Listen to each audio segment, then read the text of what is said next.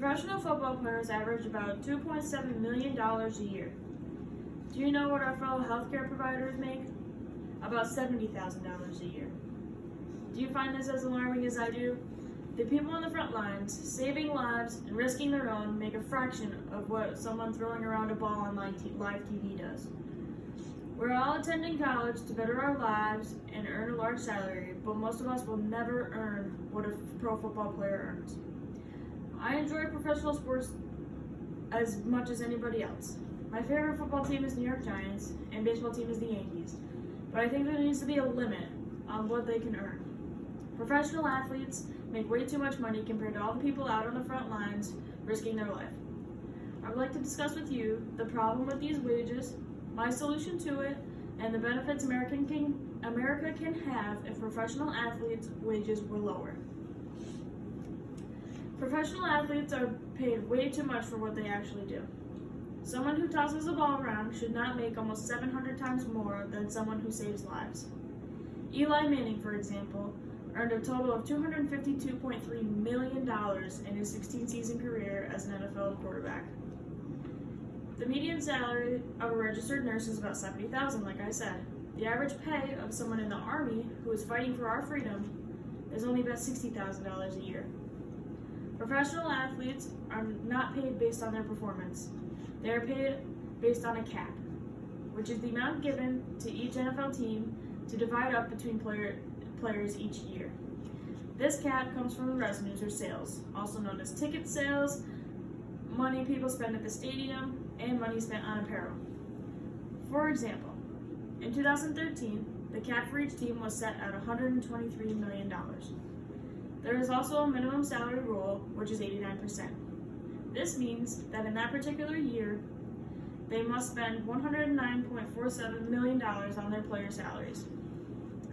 The entire league combined must use 95% of the cap, and failure to do so means the remaining amount must be directly deposited to each player. So the NFL does have a very complicated system in place to pay their players, but they earn way too much money for what they are doing. My proposed solution should fix this issue. The best solution is to pay athletes based on their performance and cut wages in half. Players should not be awarded based on being drafted because they could have a bad first year or be a bad investment completely. No more sign-on bonus. They should earn their money by working hard.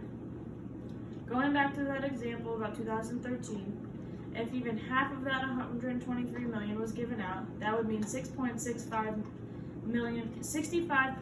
million that would still be divided between the players on the team. Divide that up between the 53 players on the roster, and you get about $1.2 million for each player for one season. This money isn't even distributed evenly between all the players. Factors like how long you've been in the NFL and what teams you've played for makes a big difference in your salary. They should also not get paid for their bad behavior. Players that are dog abusers, domestic threats, and have been in trouble for DUIs should no longer get paid from the NFL. They should not be rewarding this bad behavior. Drug testing should not be at random. They should be done on each player often.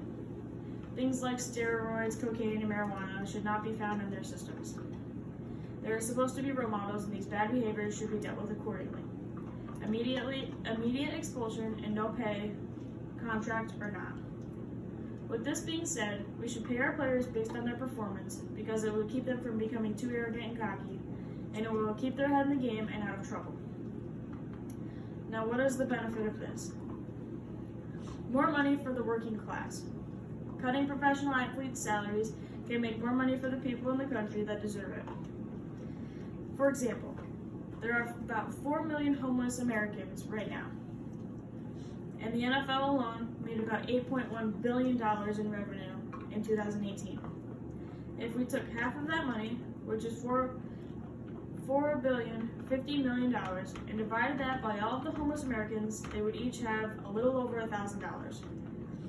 Imagine what would happen if all of the professional sports teams donated half of the revenue each year to the homeless.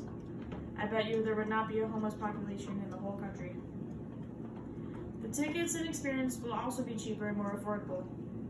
If the salaries of the players were cut in half, like I proposed, the cost of attending these events can also be made more affordable for people like me and you that would love to go but cannot pay the outrageous prices. The average price of a ticket is about $200, and depending on where you sit, this can increase. If you take a family of 4, that's about $800, not including parking, food, drinks, and apparel or any sort of souvenir you want. It's easily a $1,400 trip for a family. My proposed idea will cut this in half and make it a more affordable experience for families. It is disgusting that all these professional athletes make more than our entire working class of people. People such as firefighters, nurses, military, and police officers make only a small fraction compared to professional athletes. And these athletes don't even work for an entire year. Their off season is about 5 months. To recap, I would like to say that the problem is their wages. We could fix this by paying them based on performance and cutting the wages in half. And we can all benefit from this because there will be more money to go around for everyone. Professional athletes make way too much money, and it is time for you to join me in making this change. These athletes are paid a big wage for playing a game, where we are out here on the front lines making a real difference in America. Together we can address this and make the country a better place for the working class, homeless, and families looking to make a long-time memory at sporting events.